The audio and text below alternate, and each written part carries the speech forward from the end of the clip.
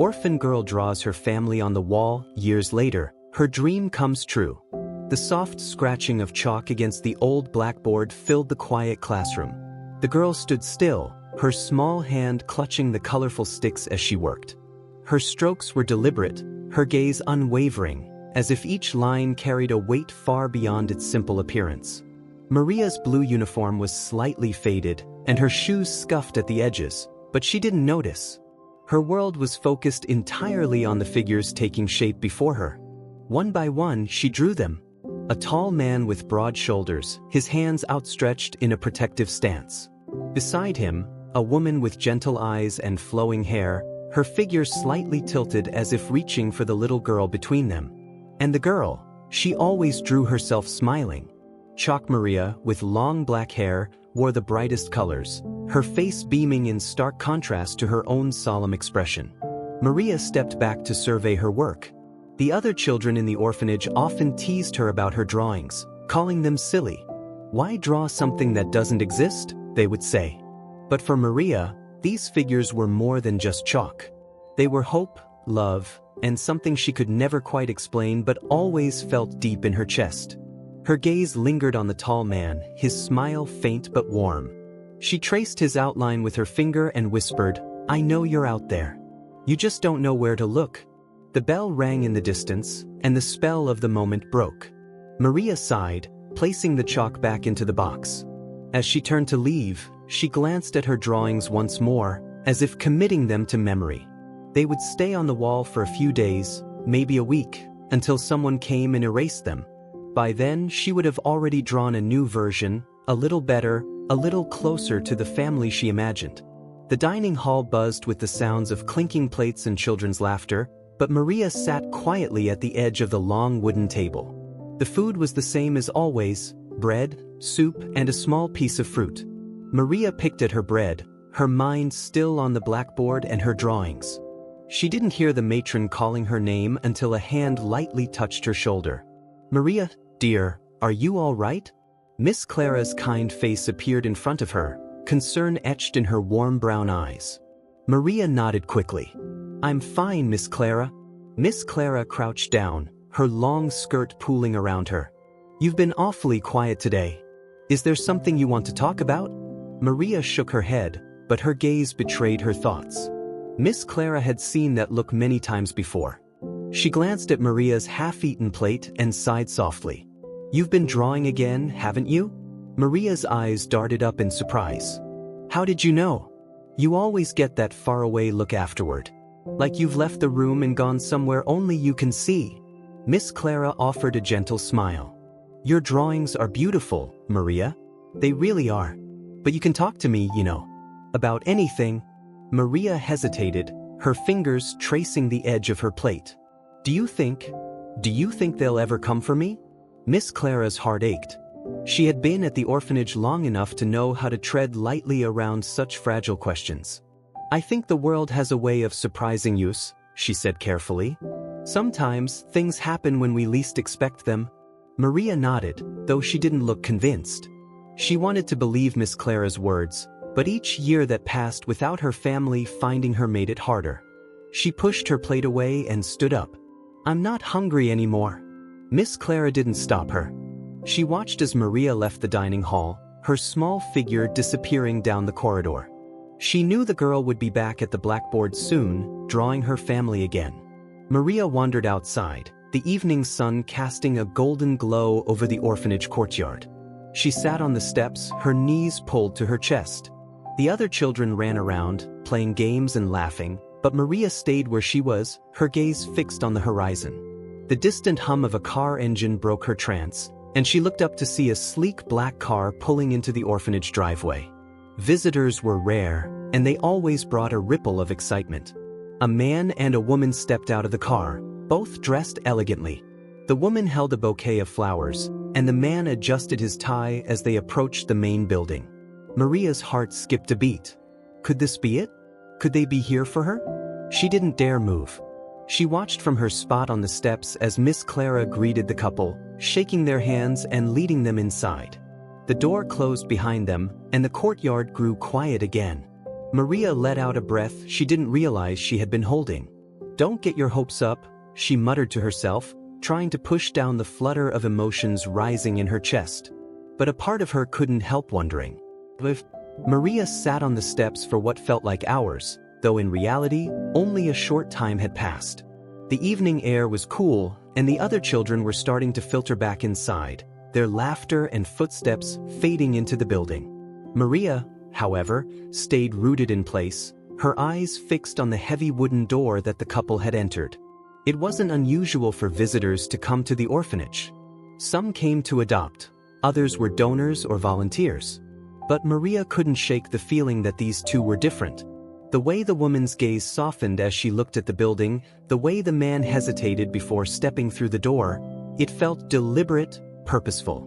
Finally, the door creaked open. The couple emerged, walking alongside Miss Clara, who was gesturing animatedly and smiling. Maria sat up a little straighter, her heart pounding in her chest. The woman glanced toward the courtyard, her eyes landing briefly on Maria. For a moment, their gazes locked. Maria felt as though time had stopped. She wanted to run to them, to ask if they were here for her, but her feet wouldn't move. The moment passed. The woman turned back to Miss Clara, nodding politely before getting into the car. The man followed, and within seconds, the sleek black vehicle was pulling away, disappearing down the long driveway. Maria's shoulders slumped, and she let out a shaky breath. Of course, they weren't here for her. Why would they be?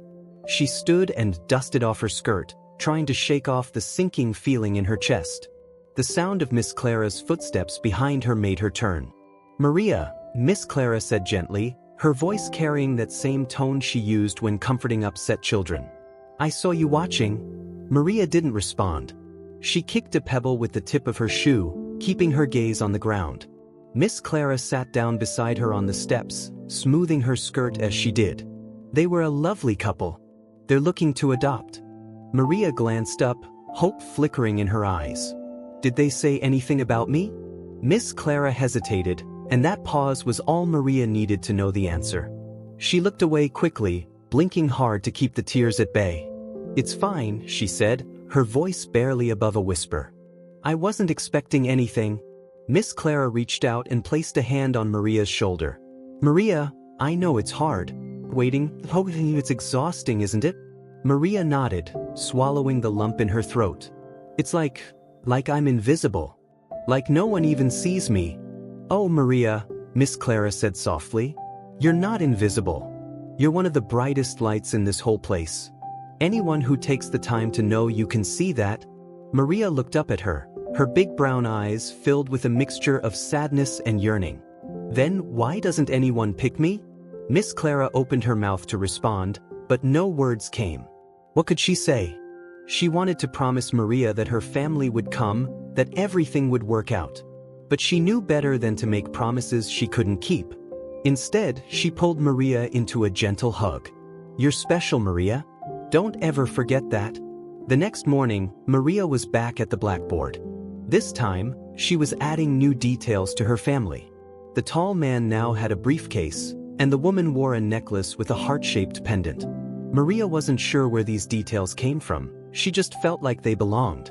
"Hey, Maria," a voice called from behind her. She turned to see Jacob, the newest arrival at the orphanage, standing in the doorway. His dark curly hair was unkempt, and his glasses sat slightly crooked on his nose. He was holding a soccer ball under one arm. "Hi, Jacob," Maria said, turning back to her drawing. Jacob walked over, his sneakers squeaking against the floor. "You're drawing your family again?" Maria nodded. "Yeah." Jacob tilted his head, studying the figures. "They look really happy." "They are," Maria said. "At least, I think they are."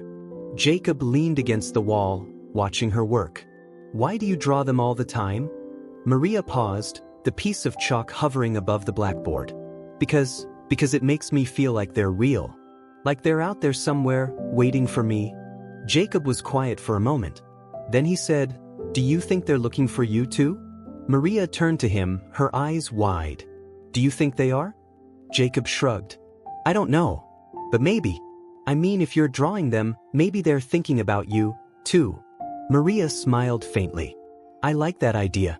Jacob grinned and held up the soccer ball. "Wanna come play? The other kids are starting a game." Maria hesitated. "I should finish this." "You can finish it later," Jacob said. "Come on, it'll be fun." Maria glanced back at her drawing, then at Jacob's hopeful face. Finally, she nodded. "Okay." The two of them ran outside, joining the other children in the courtyard. For a little while, Maria forgot about the blackboard and her family. She laughed as she kicked the ball, her cheeks flushed with excitement. It felt good to be part of something, even if just for a moment. But later that evening, as the sun dipped below the horizon and the other children settled into their routines, Maria found herself back at the blackboard. She stood in front of her drawing, tracing the outlines with her finger. "I hope you're out there," she whispered. "I hope you're thinking about me too." In her heart, she felt a flicker of hope. It wasn't much, but it was enough to keep her drawing, to keep her dreaming. And somewhere, in a place she couldn't yet see, the wheels of fate were beginning to turn. The days passed quietly, as they often did at the orphanage. Maria kept to her routine, helping Miss Clara with chores, attending school, and, of course, drawing her chalk family on the blackboard. Each day, her drawings grew more intricate. The tall man now had glasses perched on his nose, and the woman's necklace sparkled with tiny chalk details. Maria added herself between them, her chalk self smiling brightly as though her imagined family was the happiest in the world. One afternoon, a visitor arrived at the orphanage, a journalist from the local newspaper. He was there to write a feature about the children's art program. Miss Clara had spoken proudly about Maria's drawings, and the journalist wanted to meet the girl behind the chalk. Maria was hesitant at first. She wasn't used to talking to strangers, let alone having someone ask her questions about her art. But Miss Clara gave her a reassuring smile, and Jacob, who seemed eager for any kind of excitement, encouraged her to share her story. In the small classroom, the journalist set up his notepad and recorder. He was a kind-looking man in his 40s, with a warm smile that put Maria at ease. "So, Maria," he began, "Miss Clara tells me you love to draw." Maria nodded, her fingers fidgeting with the hem of her skirt. "Yes." "What do you like to draw the most?" he asked, leaning forward slightly. Maria glanced at the blackboard, where her latest drawing of her family was still visible. "Them," she said softly, pointing to the figures. The journalist followed her gaze, his brow furrowing with curiosity. "Your family?" Maria hesitated, then nodded. My imagined family." He studied the chalk drawings for a moment, taking in the details. "They're beautiful," he said sincerely. "Can you tell me more about them?" Maria's voice was quiet at first, but as she spoke, her confidence grew. She explained how she started drawing them when she was very young, how they became a way to imagine what it might feel like to have a family of her own. She described each figure in detail: the tall man who she imagined worked hard to take care of her, the gentle woman who always smiled, and the little girl who was loved and safe. The journalist listened intently, jotting down notes and nodding occasionally. When Maria finished, he smiled at her. "Maria, I think your story is just as beautiful as your drawings. Would you mind if I wrote about it for the newspaper? I think a lot of people would be inspired by your hope and creativity." Maria glanced at Miss Clara, who gave her an encouraging nod. "Okay," she said finally. "You can write about it." Over the next week, life at the orphanage went on as usual. Maria returned to her drawings, while Jacob pestered her with questions about what it felt like to have her story published. "What if someone famous sees it?" he said one day, his eyes wide with excitement. "What if it goes viral?" Maria laughed softly. "It's just a small article, Jacob. I don't think anything like that will happen." But Jacob wasn't entirely wrong. The article was published on a Sunday, accompanied by a photograph of Maria standing in front of her chalk family. The headline read, "A Family in Chalk, an Orphan's Beautiful Dream." The story quickly gained attention in the local community. People were moved by Maria's resilience and her unwavering hope. Some sent letters to the orphanage, praising Maria's talent and offering words of encouragement. Others sent art supplies, which Miss Clara made sure were shared among all the children. One letter, however, stood out. It arrived in a plain envelope with no return address, and the handwriting was neat and precise. Miss Clara opened it and read the short note inside. "The girl's drawings touched my heart. Please accept this small gift to support her talent. Enclosed with the letter was a donation in the form of a check, a substantial amount that would allow the orphanage to invest in better resources for the children. Miss Clara was both surprised and deeply grateful, though the mysterious sender remained a topic of speculation among the staff. Maria, unaware of the donation, focused on her art.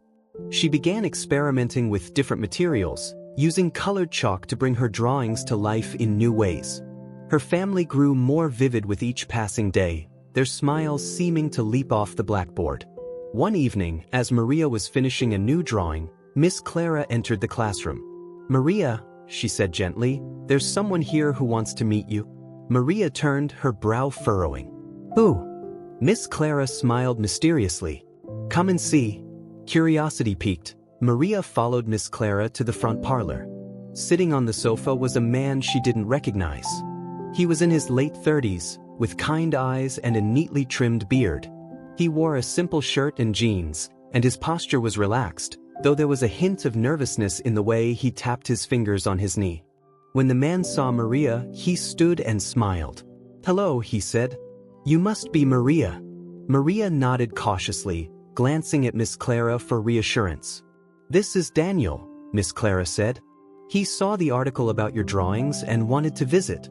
Maria tilted her head, studying him. "You saw my drawings?" "I did," Daniel said, his smile widening. "They're incredible. You have a real gift." Maria shifted her weight from one foot to the other. "Thank you. I wanted to meet you because..." Daniel hesitated, then continued, "Your drawings reminded me of someone I used to know." Maria's curiosity deepened. "Who?" "A woman named Anna," Daniel said. "She used to live in this area a long time ago. She lost someone very dear to her." Miss Clara placed a comforting hand on Maria's shoulder. "Maria, Daniel believes there might be a connection between you and Anna." Maria's heart began to race. "A connection? What kind of connection?" Daniel crouched down to her level, his gaze earnest. "I don't know for sure," he admitted. "But Anna often spoke about a little girl she lost, a girl with long black hair and a sweet smile. And when I saw your drawings, I thought it might be worth finding out more." Maria's mind raced with questions, her emotions a whirlwind of hope and fear. She had spent so many years imagining her family, dreaming of the day they would find her. Could this be the moment she had been waiting for? "What do we do now?" Maria asked, her voice trembling. Daniel glanced at Miss Clara, who nodded. "We'll reach out to Anna," he said. "If she's open to it, we can arrange to meet her." Maria nodded slowly, her hands clasped tightly in front of her. She didn't know what to expect, but a spark of hope had ignited in her chest. For the first time in a long time, she allowed herself to believe that maybe, just maybe, her dream was within reach. The days that followed felt like an eternity for Maria. Every knock on the orphanage door, every phone call that Miss Clara answered, made Maria's heart race with anticipation. Was Anna coming? Would she even remember the little girl she lost so many years ago? And if she did, would she want to meet Maria? Jacob, ever the optimist, was a constant source of encouragement. "I bet she's already packing her bags," he said one afternoon as they sat under the big oak tree in the courtyard. "She's probably buying balloons and presents and everything." Maria smiled faintly, though the weight of uncertainty still pressed on her. "What if she doesn't remember me?" she asked quietly. Jacob shrugged, his usual energy softening into something more serious. "If she doesn't, then it's her loss." "You're awesome, Maria. Anyone would be lucky to have you." Maria looked at him, her smile growing a little brighter. "Thanks, Jacob." It was a week later, on a crisp autumn morning, when Miss Clara finally came to find Maria. The sun streamed through the windows of the classroom as Maria worked on a new chalk drawing, her focus so intense that she didn't hear Miss Clara's footsteps until she was standing beside her. "Maria," Miss Clara said softly, her voice tinged with emotion. "Anna called. She's coming to visit this afternoon." Maria froze, the piece of chalk slipping from her fingers and clattering to the floor. She turned to Miss Clara, her eyes wide. "She's coming?" Miss Clara nodded, her smile warm and reassuring. "She's..." For a moment, Maria couldn't speak. A mix of emotions swirled inside her. Hope, fear, excitement, and disbelief. She picked up the chalk and stared at the blackboard, at the family she had drawn so many times. Were they about to become real? The hours until Anna's arrival felt like the longest of Maria's life. She changed into her best dress, a simple blue one that matched the uniform she usually wore, but with a little bow at the collar. Jacob helped her straighten her hair, though he wasn't exactly skilled in the art of hairstyling. "I think it looks good," he said, stepping back to admire his work. Maria laughed. "Thanks, Jacob." The knock on the front door came just as the clock struck 3. Maria stood in the hallway, her heart pounding so hard she thought it might leap out of her chest. Miss Clara opened the door, and Maria held her breath. Anna stepped inside, her presence filling the space with a quiet elegance. She was in her early 40s, with long dark hair that framed her face and warm brown eyes that seemed to take in everything at once. She wore a simple coat and held a small bouquet of flowers in her hands. Her expression was a mixture of nervousness and hope. Maria took a small step forward, her legs trembling. Anna's eyes landed on her, and for a moment, neither of them moved. The air between them seemed to hum with unspoken emotions. "Maria?" Anna said softly, her voice shaking just slightly. Maria nodded, unable to find her voice. Her throat felt tight, and her eyes stung with tears she wasn't ready to let fall. Anna's hand flew to her mouth, and she let out a shaky breath. "It's you," she whispered. "It's really you." The next moment, Anna was kneeling in front of Maria, her arms open wide. Maria hesitated for only a second before rushing into her embrace. Anna held her tightly, as though afraid she might disappear if she let go. "I've waited so long for this moment," Anna said, her voice muffled against Maria's hair. "I've missed you every single day." Maria clung to her, the tears spilling over now. "I didn't know if you'd ever come," she whispered.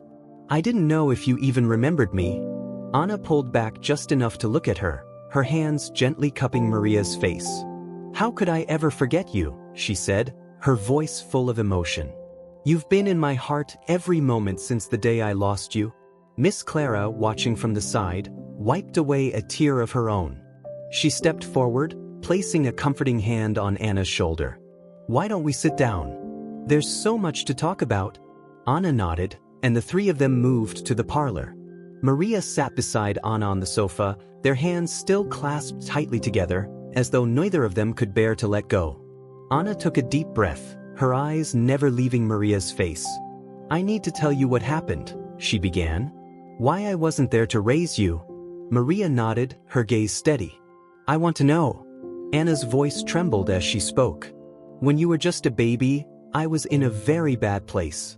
I had no money, no support, and I felt completely overwhelmed. I thought leaving you at the orphanage was the best way to give you a chance at a better life. But not a day has gone by that I haven't regretted it." Maria's heart ached as she listened. She couldn't imagine the pain Anna must have felt, the guilt that must have weighed on her all these years. "I'm here now," she said softly. "We found each other." Anna smiled through her tears, squeezing Maria's hand. "Yes, we did. And I promise I'm never letting you go again." The rest of the afternoon was filled with conversation and shared memories. Anna asked about Maria's life at the orphanage, about her drawings, and about the friends she had made. Maria, in turn, learned more about Anna, her struggles, her hopes, and the life she had built in the years since they were separated. By the time the sun began to set, the bond between them had grown stronger, the years of distance slowly melting away. Anna stood, glancing at Miss Clara. "I'd like to take Maria home with me," she said. If that's what she wants."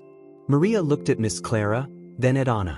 Her heart was full of so many emotions, but there was no doubt in her mind. "I want to go with you," she said. Miss Clara smiled, though her eyes were misty. Then it settled. The car ride to Anna's house was quiet at first. Maria stared out the window, watching the orphanage fade into the distance. A part of her felt nervous. This was everything she had ever dreamed of, but it also felt so new, so uncertain. She clutched the small bag of belongings Miss Clara had packed for her, her fingers tracing the fabric as she tried to calm her racing thoughts. Anna glanced at her, a warm smile on her face. "It's okay to be nervous," she said gently. This is a big change, for both of us. Maria nodded, biting her lip. What if I'm not what you expected? Anna's expression softened, and she reached over to take Maria's hand. Maria, you are exactly what I've hoped for all these years. You're my daughter, and that's all that matters. The word daughter made Maria's heart swell. It was the first time anyone had called her that, and it felt like a piece of her she hadn't even realized was missing had finally fallen into place. She smiled shyly and squeezed Anna's hand. As they turned onto a quiet street lined with trees, Anna slowed the car and pulled into the driveway of a cozy, two-story house. The yard was neatly kept, with colorful flowers lining the walkway and a porch swing gently swaying in the breeze. Maria stared at the house, her nerves momentarily replaced by awe. This is your home now, Anna said, her voice filled with emotion. Welcome, Maria. Maria stepped out of the car, clutching her bag tightly. She followed Anna up the walkway, her eyes taking in every detail. The wind chimes hanging near the porch, the welcome mat with the word family written in elegant script, the faint scent of lavender drifting from the garden. It felt like a place out of her dreams. Inside, the house was just as warm and inviting. The walls were painted in soft, earthy tones, and family photos lined the hallway. Maria stopped to look at them, her eyes drawn to a photo of Anna as a young woman, standing beside a man with a kind smile. Is that? That's your father, Anna said, her voice tinged with sadness. His name was Daniel. He passed away a few years after we lost you. Maria felt a pang of sadness, both for the father she would never meet and for Anna, who had carried so much loss. I wish I could have known him, she said softly. Anna knelt beside her, placing a hand on her shoulder. He would have loved you so much, Maria. He always dreamed of having a family. And now, in a way, I think he's still with us.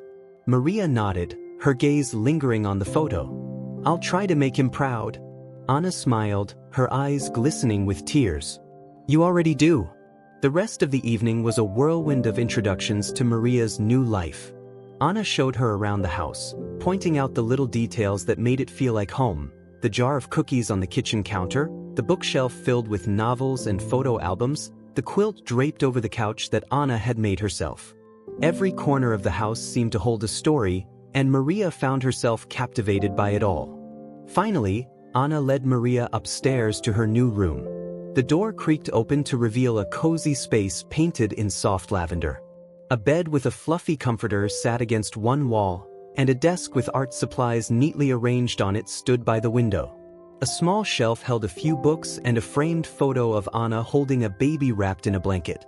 This was supposed to be your room, Anna said, her voice quiet. I've been waiting to share it with you. Maria stepped inside, her eyes wide with wonder. She ran her fingers over the desk, picking up a paintbrush and examining it closely. It's perfect, she whispered. Anna smiled, sitting down on the edge of the bed. I want you to feel at home here, Maria. This is your space. You can decorate it however you like, and if there's anything you need, just let me know. Maria turned to her, a shy smile on her face. Thank you. As the days turned into weeks, Maria began to settle into her new life. Anna enrolled her in a nearby school, where Maria quickly impressed her teachers with her creativity and determination. Though she was shy at first, she soon made a few friends who admired her talent for drawing. She started to feel like she belonged, both at school and at home. Anna, too, seemed to blossom with Maria in her life. She took every opportunity to spend time with her daughter, whether it was helping her with homework, baking cookies together, or simply sitting on the porch swing and talking about their day. They were building the kind of bond Maria had always dreamed of, and it felt more real with each passing moment. One evening, as they sat in the living room looking through an old photo album, Maria paused on a page filled with pictures of Anna and Daniel. He looks so happy, she said, tracing a finger over one of the photos. He was, Anna said with a smile. He had a laugh that could fill the whole room. And he loved to tell stories. He would have made up the most amazing bedtime stories for you. Maria leaned against Anna's shoulder, feeling a warmth she had never known before. I wish I could remember him. Anna kissed the top of her head. That's okay, sweetheart. We'll remember him together. The weeks turned into months, and Maria's new life continued to take shape. Her art flourished, and she began working on larger projects, creating murals at school and even helping Anna repaint an old garden shed into a vibrant art studio. It was in this studio, one rainy afternoon, that Maria decided to create something special. She spread out a large canvas on the floor, arranging her paints carefully. Anna watched from the doorway, curiosity shining in her eyes. "What are you working on?" she asked. Maria smiled, her hands already busy mixing colors. "You'll see." Over the next few days, Maria poured her heart into the painting. She worked tirelessly, often late into the evening, her brushstrokes capturing every detail of the image she had carried in her mind for so long. Anna let her work uninterrupted, sensing that whatever Maria was creating was deeply important to her. Finally, the painting was complete. Maria called Anna into the studio, her excitement barely contained. "Okay," she said, standing in front of the covered canvas. "Close your eyes." Anna laughed but complied, closing her eyes and holding out her hands. Maria guided her to the center of the room and then pulled away the cloth with a dramatic flourish. "Open them," Anna gasped, her hands flying to her mouth. The painting before her was a masterpiece. It was a vivid, lifelike depiction of the family Maria had drawn so many times on the blackboard. But this time, it wasn't just chalk figures. It was them. Anna, Daniel, and Maria stood together in the painting, their faces filled with love and joy. Maria had even included little details, like the necklace Anna always wore and the book Daniel held in one of his old photos. "It's us," Maria said softly, her eyes shining with pride. "Our family." Anna's tears spilled over as she pulled Maria into a tight embrace. "It's beautiful," she whispered. "You've made our family complete." For the first time, Maria felt the full weight of what it meant to belong, to be loved, to be seen, to be part of something greater than herself. And as she stood there in Anna's arms, she knew that her dream had truly come true. Life felt like a dream come true for Maria. Each day with Anna brought something new, more laughter, more love, more warmth. It was a far cry from the quiet, lonely nights she had spent in the orphanage. Now, she had someone who asked her how her day was, someone who cared about her dreams, and someone who was always there to remind her that she was loved. One morning, as the sun cast golden rays through the windows of their kitchen, Anna brought out a small box. "Maria," she said with a mysterious smile, "I have something for you." Maria looked up from her cereal, her curiosity piqued. "What is it?" Anna placed the box on the table and slid it toward her. "Open it and see." Carefully, Maria lifted the lid to reveal a collection of old photographs. She gasped softly as she picked up the first one. It was a picture of Anna holding a baby wrapped in a familiar blanket. The baby was her. "These are all from the time before," Anna's voice faltered, but she steadied herself. "Before I had to leave you at the orphanage." Maria's hands trembled slightly as she flipped through the photos. There were pictures of Anna and Daniel, some taken at a park, others at their small apartment. And in almost every photo, baby Maria was there too, sleeping, smiling, or wrapped in her mother's arms. "I kept them all these years," Anna said softly. "I didn't know if I'd ever get to share them with you, but I couldn't bear to let them go." Maria looked up at Anna, her eyes filled with emotion. "Thank you," she whispered, "for keeping them, for finding me." Anna reached across the table and squeezed Maria's hand. "You're my daughter. I would have searched the whole world for you." The photos became a treasured part of Maria's life. She often took them to her room and spread them out on her bed, tracing the faces of her parents with her fingers. They were a reminder of how far she had come and how much she had gained. She even used the photos as inspiration for a new mural she painted in the garden studio, a vibrant depiction of her family surrounded by a colorful, dreamlike landscape.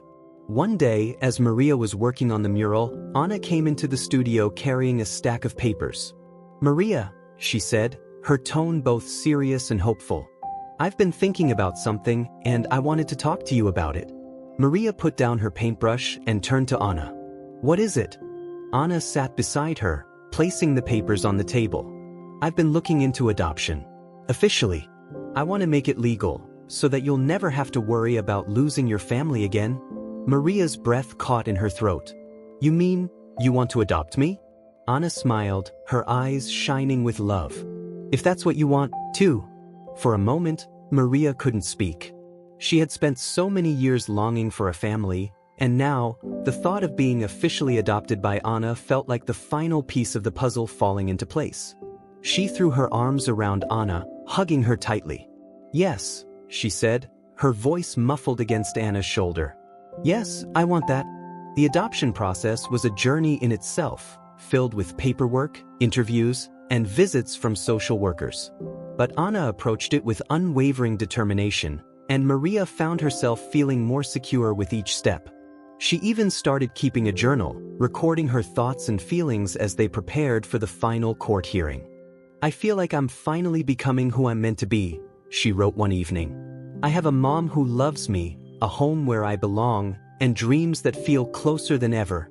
The day of the adoption hearing arrived, and Maria dressed in her favorite outfit, a simple dress Anna had bought for her during one of their shopping trips.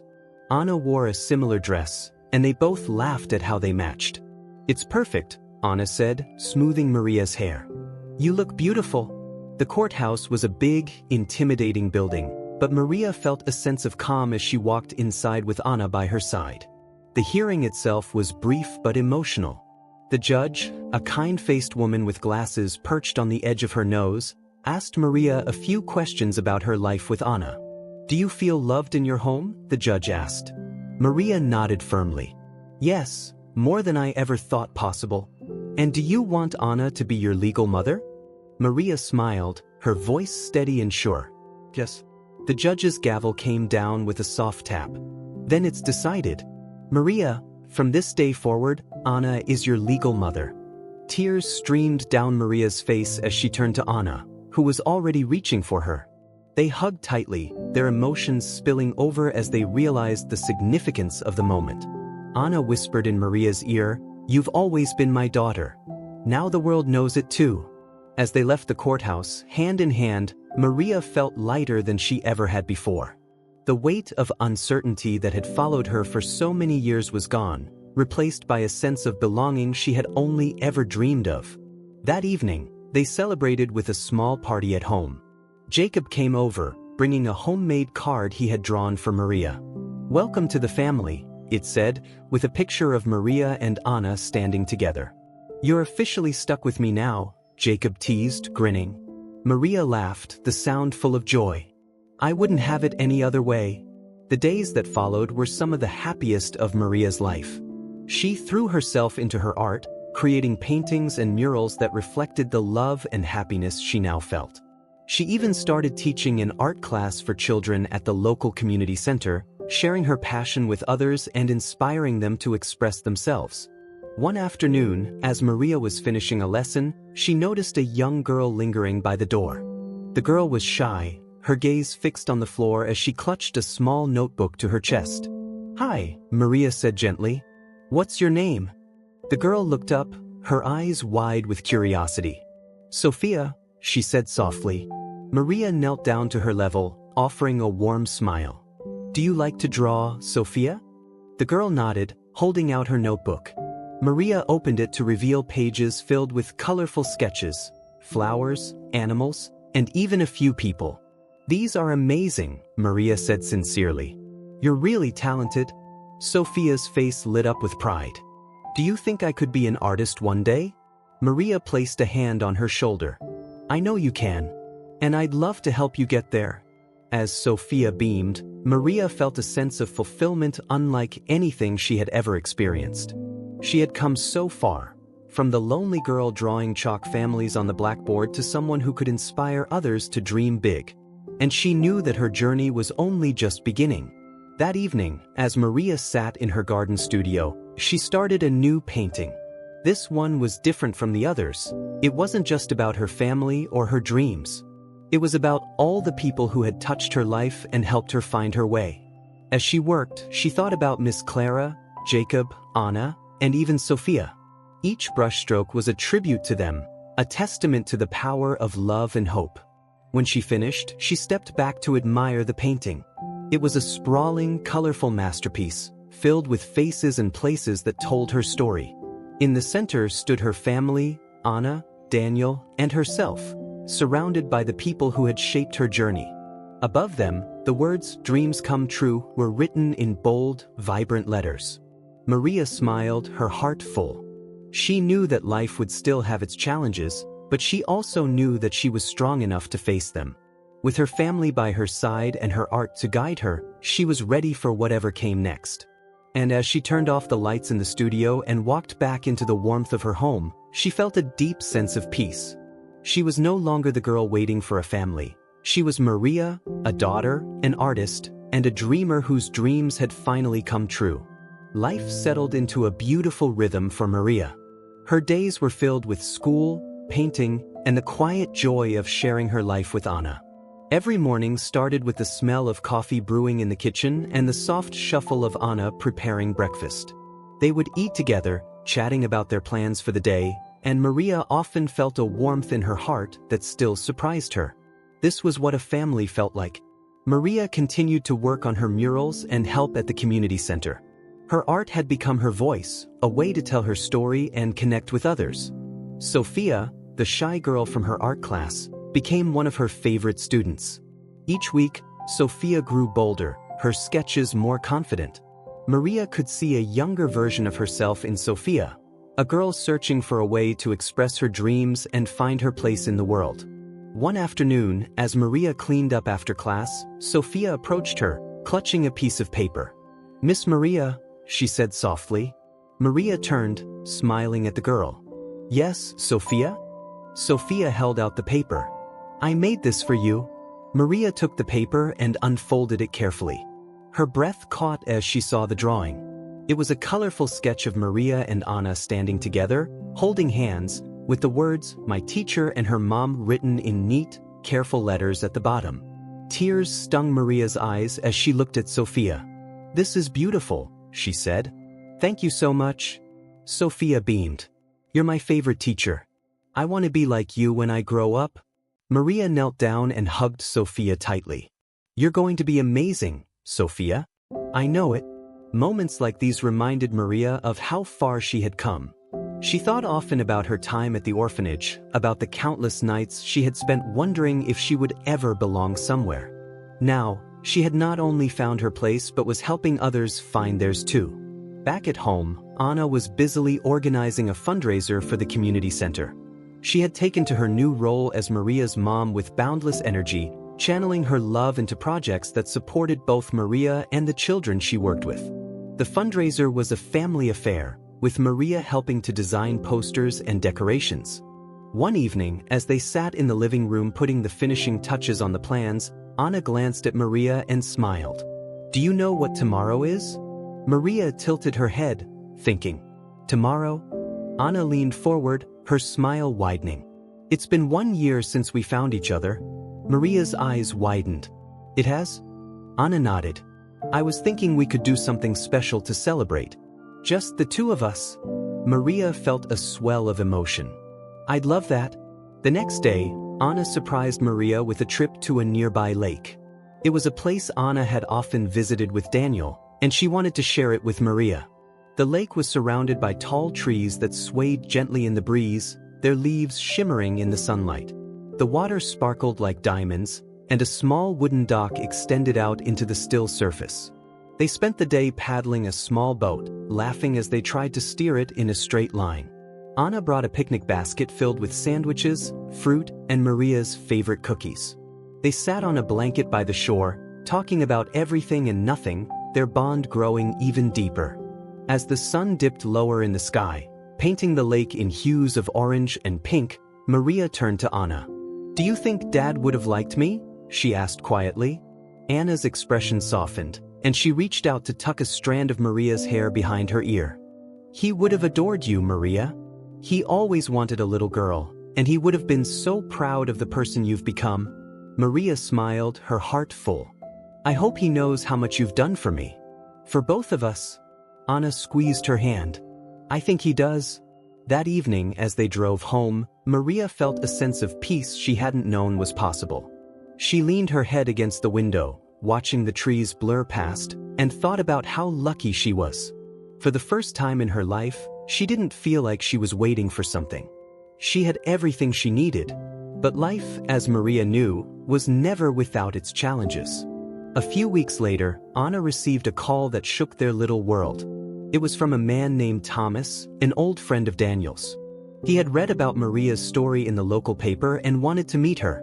But the reason for his visit wasn't what Anna expected. When Thomas arrived, he was holding a large, weathered envelope. This was something Daniel left behind, he explained, handing it to Anna. I was cleaning out some old boxes and found it. I think it was meant for Maria. Anna's hands trembled as she opened the envelope. Inside were several handwritten letters, each addressed to Maria. Her breath caught as she pulled them out, her eyes scanning Daniel's familiar handwriting. Maria, who had been sitting nearby, looked at Anna with wide eyes. What is it? Anna smiled through her tears. They're letters from your dad. He wrote them for you. Maria's heart skipped a beat. For me? Anna nodded, handing her the first letter. This one's dated the day you were born. Maria took the letter carefully, her fingers trembling as she unfolded it. The words on the page blurred for a moment before coming into focus. My dearest Maria, the day you were born was the happiest day of my life. You're so small, so perfect, and I already know you're going to change the world.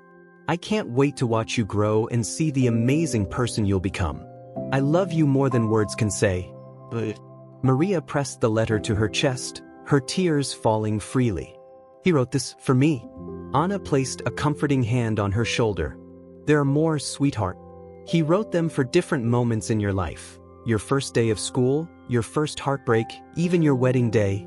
Maria looked at the stack of letters, a mixture of awe and sadness in her eyes. He wanted to be there for everything. He did, Anna said softly. And in his own way, he is. Over the next few days, Maria read through the letters one by one, each a window into the love her father had for her. They became a source of comfort and inspiration, a reminder that even though Daniel was gone, his love for her was eternal. One letter in particular stood out to Maria. It was dated shortly before Daniel's passing and was unlike the others. It wasn't filled with advice or stories. It was a simple request. Maria, if you're reading this, it means I'm no longer there with you. But I want you to promise me something. Never stop dreaming. No matter where life takes you, always hold on to your dreams. They're the most powerful thing you have. But Maria read those words over and over, letting them sink into her heart.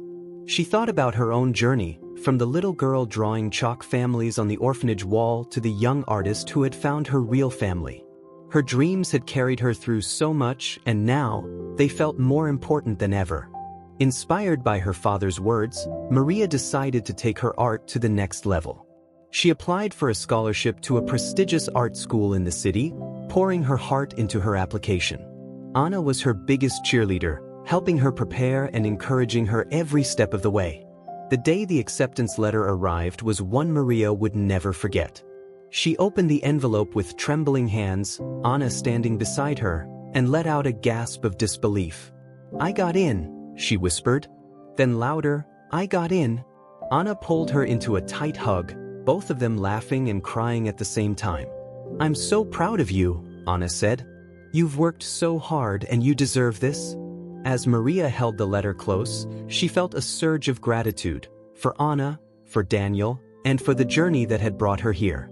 She knew that her dreams were only just beginning, and she was ready to chase them with all her heart.